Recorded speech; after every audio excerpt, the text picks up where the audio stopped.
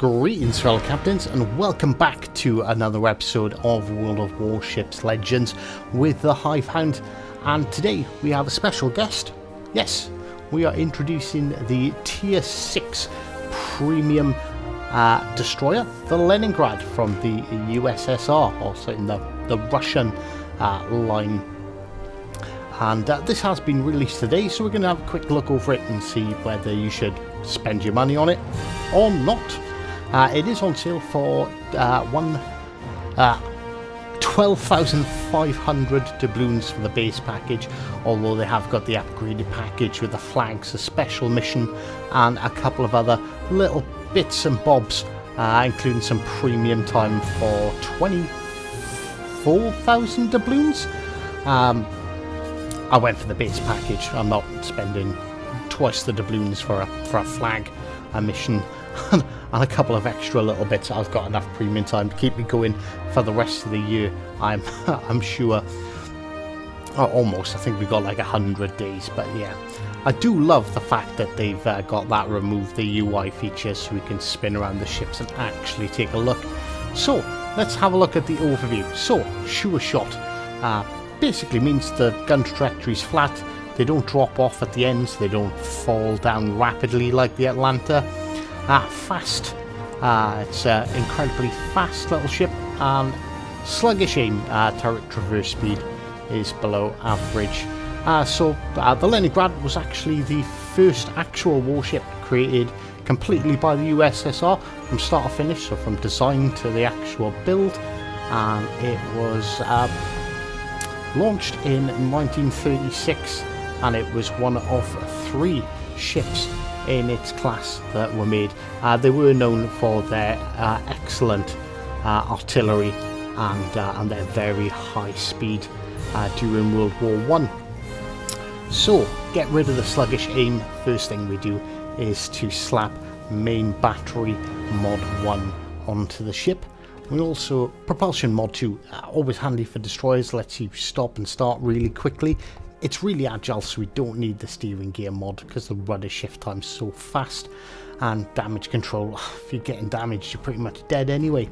Third perk, we've gone for concealment mod because we want to try and keep this thing a bit sneaky and a bit more stealthy. Basically, you've probably got other builds, but let me know. We'll see what we can do. The only thing we've got on here is the epic booster for battle proficiency, or whatever it says, basically giving us a bit of extra speed.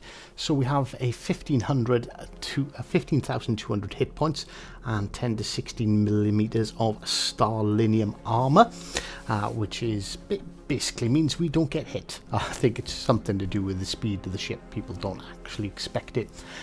Main batteries, we have 5 130mm guns with 2,500 damage from the AP shells, 19,000 with the HE with a small chance of fire. But this thing usually sets, it's pretty good for setting fires, even though we've only got, what's that, like 8%. I'm struggling. I'm recording this post in my editing suite and I've got a tiny little screen. Huge difference from the rest of the Russian destroyer lines. We actually have 8km torpedoes with a 92-second reload, and mine, with my current commander build, travel at 64 knots, which is fantastic. The Russians, they're putting the Russians up there with the British and Americans and the Germans. You're sort of getting into that range instead of just having those 4.5 kilometer suicide torpedoes that are usually equipped. So it gives Leningrad a bit more flexibility. 3.7 second rudder shift time, which is awesome. 43.3 knots, and a turning radius of 690 meters. Like I said, this ship is pretty agile, especially with that engine mod. You can stop and turn this ship on a dime and change direction really quickly, which is what you're going to want to do because you're going to use the guns on the Leningrad more than you're going to use the torpedoes. I think you'll end up finding. And come on, concealment, there we go. So we have a detectability range, we've got it down to 5.6, so it's not great. It's no Akatsuki, which you can get down to like 4.2. But it does mean you can get in much closer range and close them down before they get a chance to cause you any real major concerns. So we're going to have a quick look at my commander and see how I've built this ship. If you've got any interesting builds, let me know in the comment and we can discuss it, and maybe I can try them out. So we've gone for the sneaky build by adding Sword Sticky and Eric Bay to reduce our detectability range. Our base trait is armor piercing penetration multiplier, which is great when you come up against cruisers. It is really a strong point of the ship, just how quickly it can chew cruisers down. Cruisers are supposed to be hunting you, you'll end up hunting cruisers. We've gone for contact is imminent to increase the speed of our torpedoes rather than quick fix.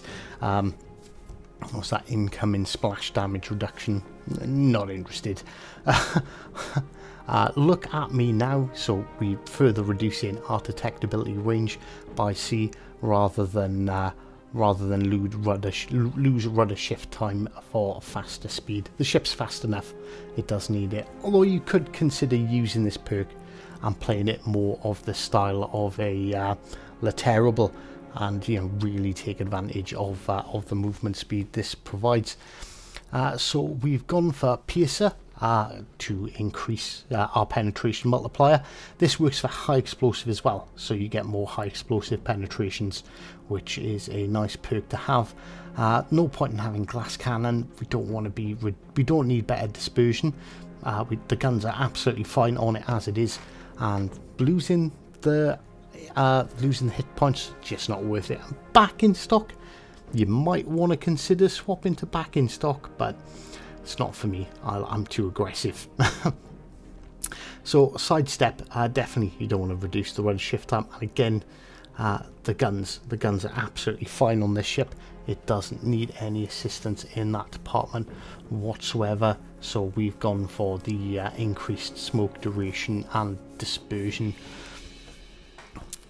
And I'll have to apologise for this. I'm recording this post-reading, post-filming. So rather be touching. No, why would you lose damage? You've already got the penetration multipliers. So you don't need to increase the chances of fires because they penetrate through. So as I said, we've got the penetration multiplier already. So reducing HE shell damage, there's absolutely no point. You're gonna kill things with your guns quicker than you're gonna kill them with fire. That's what this ship is all about. So we've gone for unstoppable. So engine repair time's reduced, but you also get the reduced mobility when your engine's taken out, so you can still move, you can still traverse the map. There's nothing worse than sitting there like a dead duck after you've had your engines taken out, just waiting to be finished off. At least this gives you an option to turn your ship and get away and possibly survive. So that is a quick rundown through the Leningrad, the way we've built it. And like you see, I've got 20,000 XP. I've played a couple of games, it's only been out a couple of hours. And my plan is to, well, take it out and let's see how this ship handles out in sea. I've chopped up a couple of the games that I've already played just to give you sort of a feel and an idea of what the ship is capable of, because we see it in a couple of different combat situations. So let's dive into the action. Right, okay, so here we are. Taken out for the first time. We've got a Leander. We decided to fire some torpedoes at the Leander, and that's exactly where we spot the Mahan. So we fire some torpedoes to try it. We were firing torpedoes at the Leander anyway, trying to get some sneaky hits, and we look to deal with the Mahan as soon as possible. See, we're turning away. We're quite quick. They're struggling to hit me, as you can see. They're not given enough lead, because, well, it's really fast. It's a lot faster than they're expecting. We're definitely winning that gunfight against the Mahan, who eats one of our torpedoes. And salvo off, come on. Boom, there we go. And that is first blood And was that a devastating strike as well? We had another medal pop up. And what we're going to do now, we're just going to, I just want to see what it can do. This was my first match in the game, so we're going to turn and we're going to look at getting the Leander. So we switched to armor piercing. What are we on? 13,000 damage. We're now spotted. First 2 shots away, and well, the Citadel instantly. It's a bit of a shame we didn't get our guns all around. Second Citadel.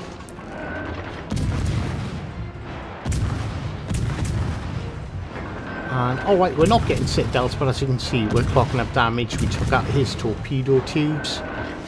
You can see penetrations only do, or over penetrations only do 10% of the damage, which is what is actually happening at the moment. We are actually penetrating this this cruiser too much.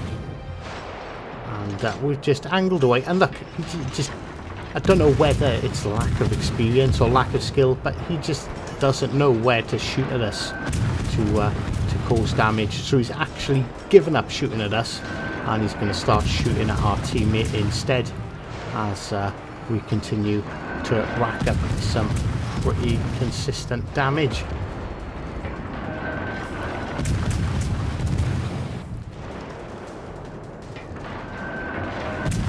And I believe, if I remember rightly, our teammate is actually going to yoink this kill from us. I say yoink. What have we done? We've done 15,000 damage.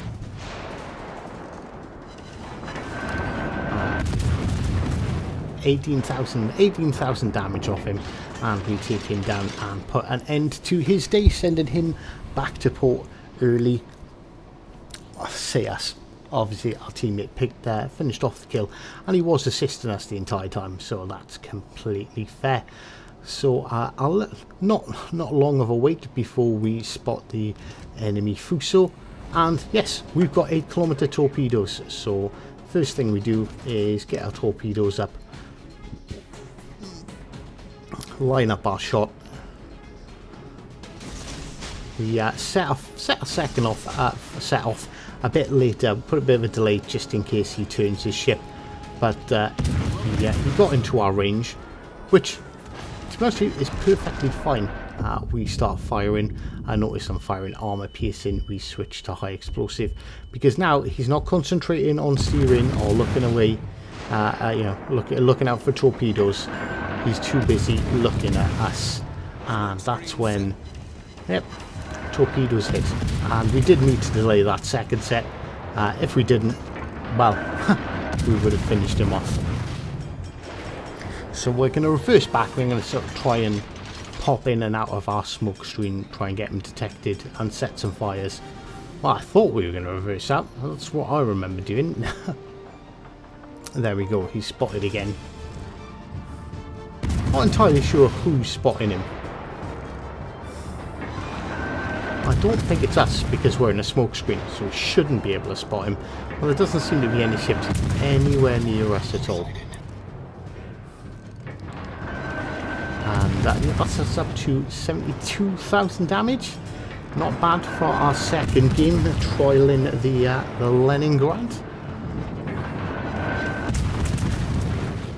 Come on, catch fire. That's what we want. More fires.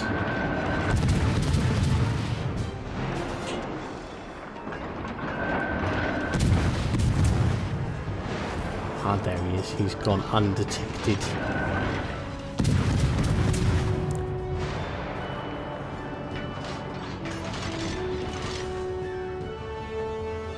And that's when the Giddy pops up.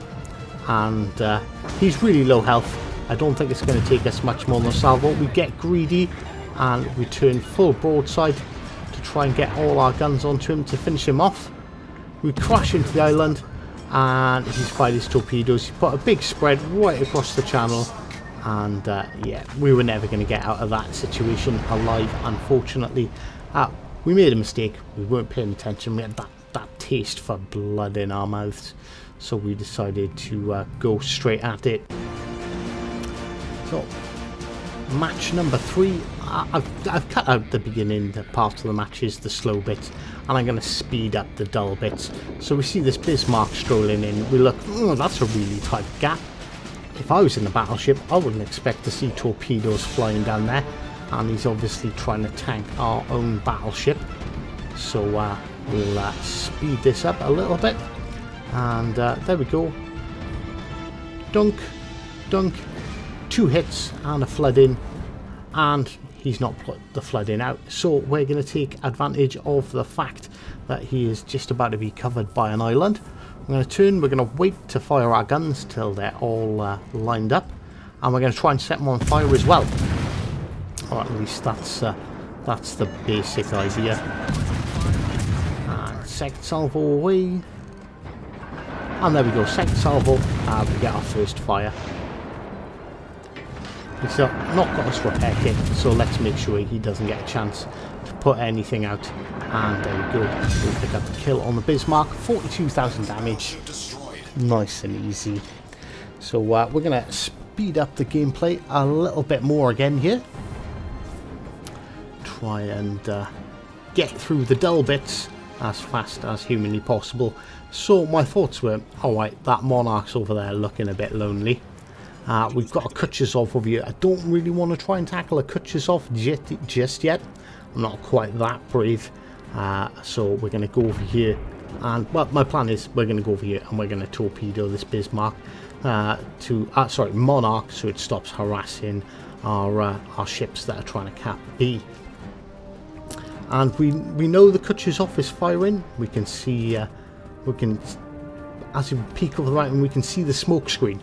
So I'm expecting that Kutuzov to be sitting there in that smoke screen. But no, he's not sitting in the smoke screen. He is out and he is pushing.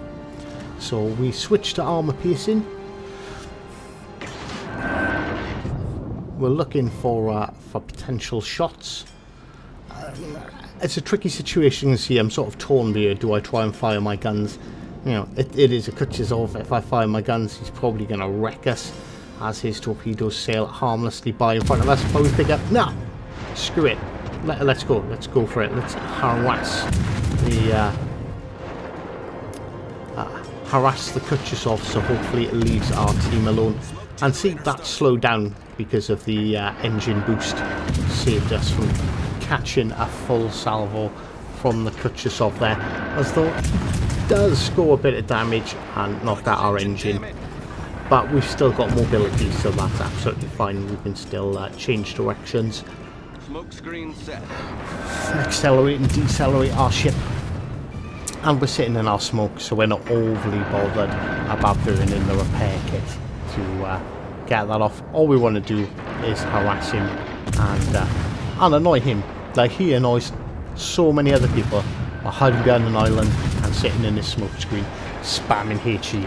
So this is a bit of revenge for you all.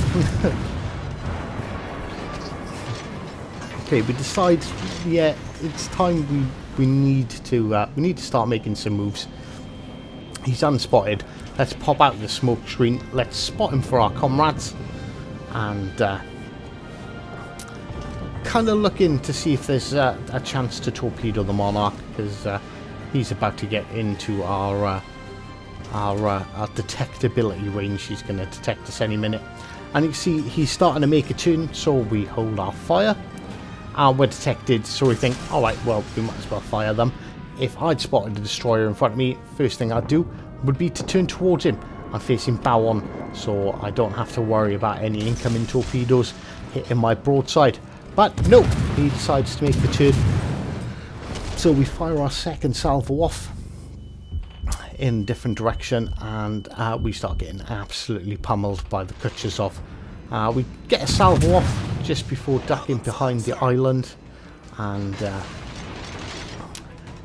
try and I'm trying to make the decision here. Do I reverse? Do I back up and try and finish off the Kutuzov with AP, or there we go, the Monarch is dead, or sit here and wait for the Monarch to kill me?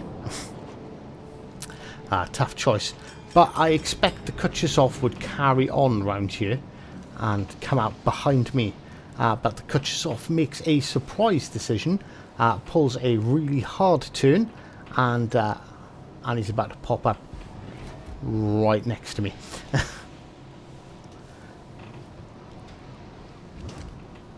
We'd look to see if we got a shot on the guys now, but he's a bit far away. Yeah, the Kutchesov, like I said, unexpectedly pops up behind us. We've got the armour piece loaded. A citadel. There we go. Are we going to get another citadel? It's going to be tough. Ooh, our engine's damaged. Second citadel. As he starts to turn away from us. We hear the sound that indicates to us that our torpedoes are reloaded. Kutchesov is dead. We've got 3,000 hit points. We are sitting right next to a Gneisenauer. So we launch our torpedoes, and well, let's see. Well, they don't hit. They completely miss. Right, you have to excuse me because whilst editing, it seems that I have actually, in fact, sped up the wrong part of the clip here.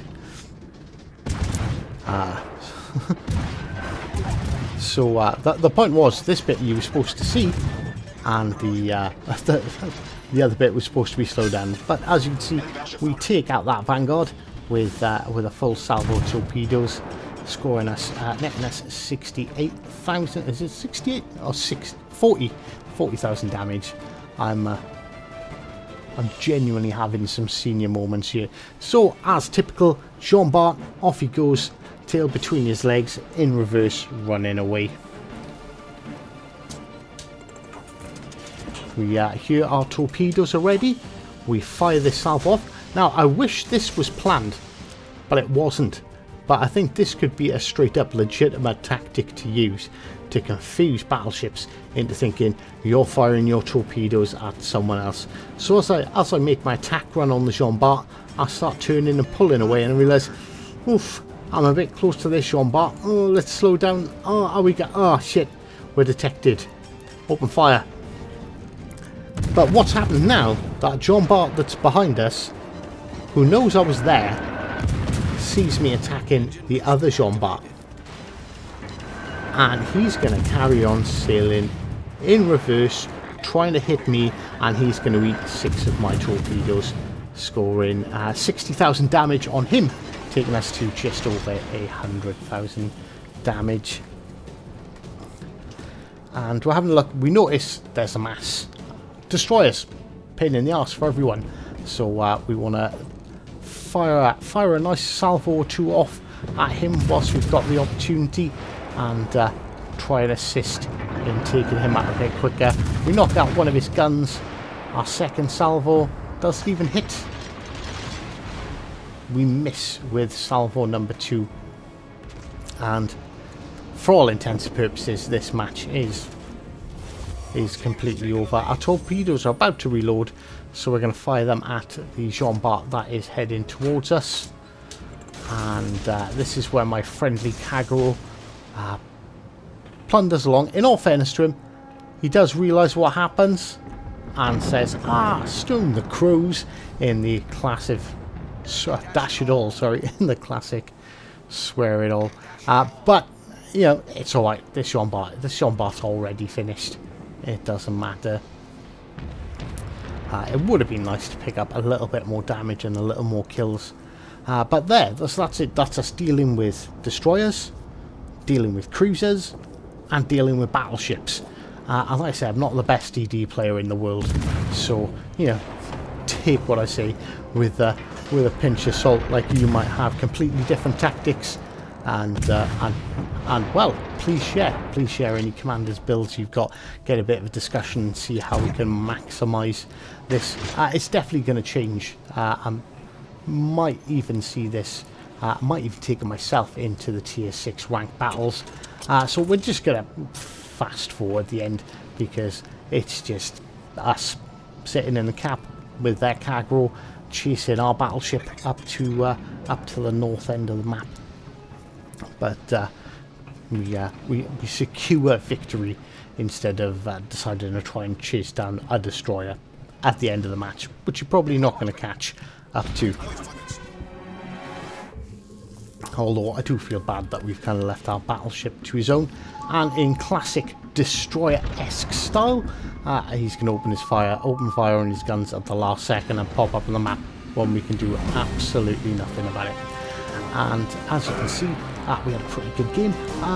So my final thoughts on the ship, I think it's fun.